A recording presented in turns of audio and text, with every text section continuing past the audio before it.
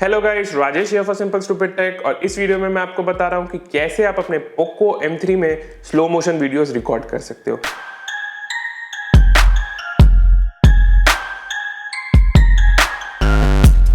Sadly Poco M3 एक budget smartphone है, तो आपको यहाँ पे ज्यादा कोई स्लो मोशन रिकॉर्डिंग को लेके फीचर्स और कैपेबिलिटीज नहीं मिल रहा है। एकदम बेसिक और bare bones slow motion recording का फीचर है यहाँ पे। तो सबसे पहले तो कैमरा ऐप ओपन करिएगा, इसके बाद मोर में जाइएगा।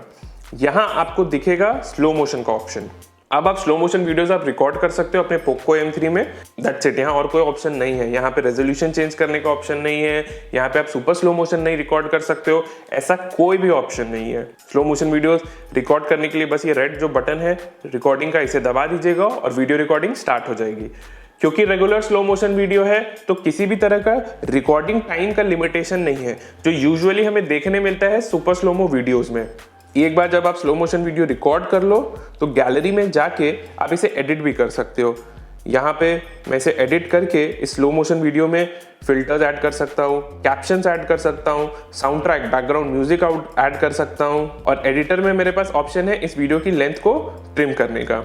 और अगर इस स्लो मोशन वीडियो में आपको कुछ पार्ट को स्लो मोशन में रखना है और बाकी पार्ट को रेगुलर स्पीड में प्लेबैक करना है, तो वो एडिटर से नहीं, वीडियो के प्रीव्यू में रहिएगा। यहाँ पे फिर ये जो बटन दिख रहा है ना, 2 डॉट वाला, इसे टैप करिएगा। अब आपके पास ऑप्शन रहेगा कि आप वीडियो के कौन से पार्ट को पूरा स्लो मोशन में प्लेबैक करना चाहोगे और किसको रेगुलर स्पीड में प्लेबैक करना चाहोगे। ये फीचर एडिटर का पार्ट नहीं है, इसे अलग से ही एक्सेस करना पड़ता है।